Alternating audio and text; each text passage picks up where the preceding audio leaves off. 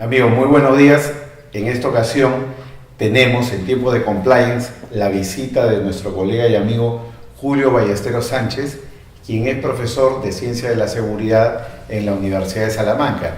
Y recientemente él se ha doctorado, ha obtenido el título de doctor en Derecho con la máxima calificación en cum laude y nominación para el premio extraordinario de tesis doctoral de la Universidad de Salamanca, sobre la materia de seguridad, ciencias penales y compliance, el cual contó con la codirección de la profesora Laura Zúñiga Rodríguez y el profesor Fernando Pérez Álvarez, y fue calificada por el tribunal, como he mencionado, con summa cum laude, presidido por el profesor Ignacio Verdugo Gómez de la Torre, quien acaba de recibir el doctorado honoris causa de la Universidad Católica acá en el Perú, y también tribunal compuesto por nuestro colega y amigo Miguel Ontiveros, que ya nos ha acompañado en el programa, y el profesor Jacobo Dopico. Julio, muy buenos días, y en verdad tenemos temas muy específicos de los cuales hablar para ir directamente a la materia. Lo primero es, en tu tesis, ¿no? ¿Cómo abordas tú la relación entre lo que es seguridad nacional, seguridad humana y delincuencia empresarial?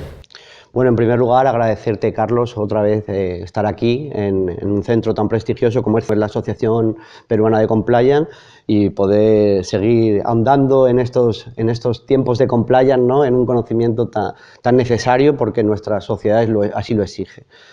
Respecto a la pregunta, debo señalar que mi preocupación en la tesis era presentar algo innovador, porque esta era una tesis que se defendía en 2019. Las obras monográficas sobre compliance ya habían ahondado demasiado sobre los elementos de los programas de cumplimiento, entonces me esforcé en buscar una corriente de investigación también que fuera innovadora.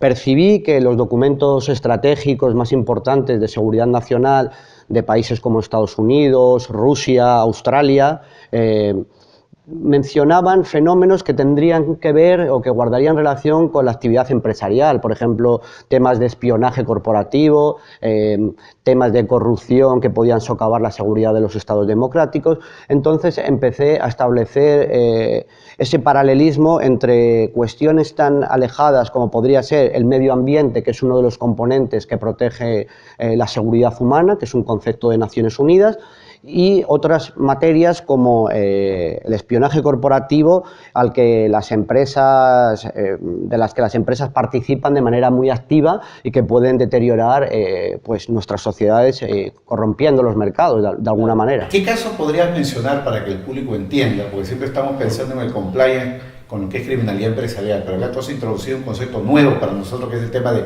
seguridad nacional, seguridad humana. Por ejemplo, el caso de la trama rusa, el caso de Trump, o el de alguna otra empresa que haya de repente desarrollado alguna actividad que en cierto modo sirva para lavar actos ilegales que se puedan estar cometiendo en otro país.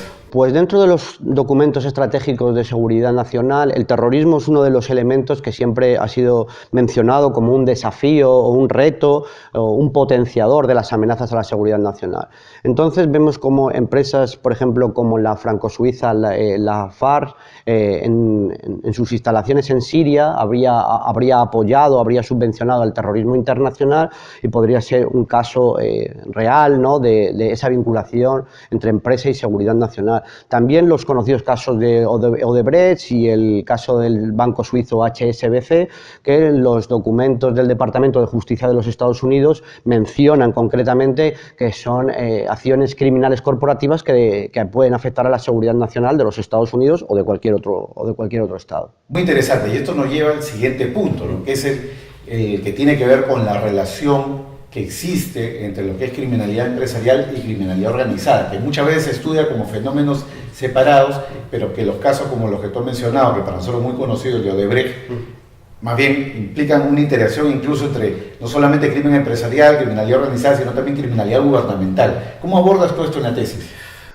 Pues en lo que he podido analizar desde un punto de vista criminológico, y que también ya lo veníamos haciendo ampliamente desde el Observatorio de Criminalidad Organizada que magistralmente dirige la profesora Zúñiga, es que el crimen organizado presenta unas características criminológicas que tienen muchas similitudes con la delincuencia empresarial de la gran empresa.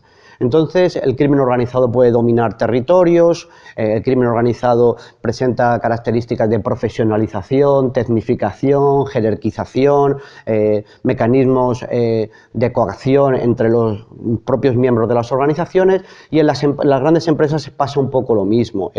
Son organizaciones planificadas, estructuradas, donde cuenta con asesoramiento de expertos, auditores, contables, abogados, donde la estructura y la organización busca mantenerse en el tiempo, y esa estabilidad en el tiempo también la dota de una mayor peligrosidad, y sobre todo ambos fenómenos, crimen organizado y delincuencia de la gran empresa, se encuentra con la problemática de abordarlo desde las fuerzas y cuerpos de seguridad del Estado, porque tienen dificultades para encontrar qué pasa en estas organizaciones. En el crimen organizado, la omertà es una figura estudiada en Italia tradicionalmente, pero en las empresas vemos también que hay un silencio, una omertà empresarial que de algún modo viene a...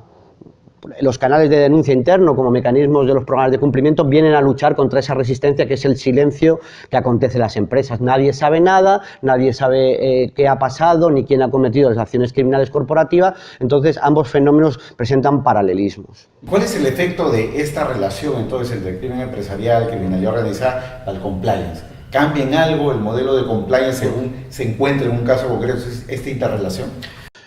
Según mi parecer, la responsabilidad penal de las personas jurídicas, conforme a un modelo de autorresponsabilidad, que es, a mi juicio, el que más garantías ofrece y el que nos permite fundamentar un injusto propio y una culpabilidad propia corporativa, tiene sentido para programas de cumplimiento extensos que tendrían lugar en las grandes empresas.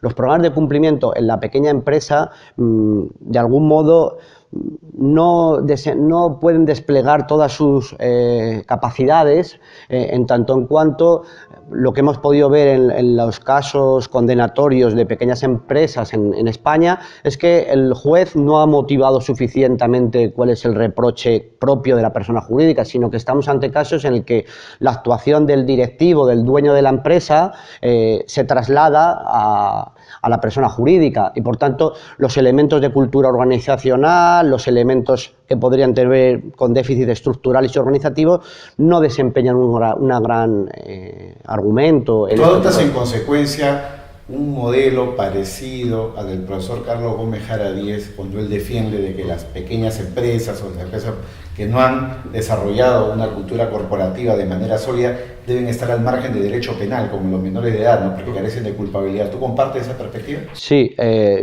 me parece acertado los planteamientos del profesor Gómez Jara desde distintos fundamentos el que él pueda llevar a cabo del modelo constructivista. Yo he analizado más los componentes criminológicos que caracterizan a la gran organización y a la pequeña organización. Mi trabajo de tesis doctoral arrastra siempre esa obsesión por distinguir gran empresa, pequeña empresa, para ver que no hay elementos comunes, y por tanto esa falta de elementos comunes nos lleva a que un reproche organizativo estructural no tiene sentido en la pequeña empresa. Sería suficiente el derecho penal tradicional de las personas físicas, y el compliance no tendría que desempeñar una labor fundamental en el reproche a estas personas jurídicas, y a mi juicio incluso en organizaciones de reducidas dimensiones no debería haber responsabilidad penal de las personas jurídicas. Eso nos lleva a una última pero central cuestión, ¿no? Porque llevamos años discutiendo los penalistas, los corporativos, sobre qué es pequeña empresa, qué es mediana empresa, y sobre todo considerando que un modelo de compliance es tailor-made, es decir, un modelo a la medida. ¿Qué seguridad jurídica tenemos para poder reconocer cuando hay una pequeña y una mediana empresa? ¿Por qué? Porque al final del día, cuando hablamos de los menores de edad, acá en Perú, por ejemplo, 18 años, lo dice la ley, la seguridad jurídica es clarísima, pero cuando entramos al ámbito de las empresas, ¿qué elementos objetivos y sobre todo seguros podemos tener para decir estas están al margen del derecho penal y las otras no? Bueno, es tradicional el problema en el derecho penal de entrar a los límites, ¿no? Y este es un tema también de límites. ¿Cuál es el límite? En mi caso, he considerado que las empresas de menos de 50 empleados, por ello me estoy centrando en un criterio de trabajadores, de número de trabajadores, no dejo de lado los criterios que tienen que ver con la tarificación o con el volumen de negocio que tienen las empresas, porque creo que ese componente organizativo es lo que permite constituir o construir que se trate de un espacio organizacional que requiere mayores esfuerzos de diligencia y de gestión, en tanto en cuanto hay que coordinar a distintos empleados. Eso a su vez tiene que ver también con los diagramas de flujo de la información, con los sesgos cognitivos, con la creación de un sentimiento o una identidad común compartida, que en la pequeña empresa no se expresaría con una magnitud suficiente, o no habría una presión organizacional sobre los empleados que los convirtiera en autómatas dentro de la empresa. Entonces, por ejemplo, la directiva de la Unión Europea en materia de protección de los denunciantes también acoge este criterio de los 50 empleados y establece que a partir de los 50 empleados hay que implementar canales de denuncia, y de algún modo a partir de ese número sería necesario un derecho penal especial, que sería el derecho penal de las personas jurídicas, y por debajo de ese número el derecho penal tradicional, que acudiendo a figuras como la organización criminal, el grupo criminal, sería suficiente, y las fuerzas y cuerpos de seguridad del Estado están preparados para abordar organizaciones de 10, 20, 30 individuos que participan de un plan criminal, porque no dejaría, en estas pequeñas empresas estaríamos ante planes criminales de los individuos, pero el componente organizacional, de cultura organizacional o de ética en los negocios no tendría tal proyección. Bien, Julio, excelente. Te felicito nuevamente por tu trabajo. Estaremos muy atentos a su próxima publicación. Amigos, hasta otra próxima oportunidad en Tiempo de Compliance. Muchas gracias.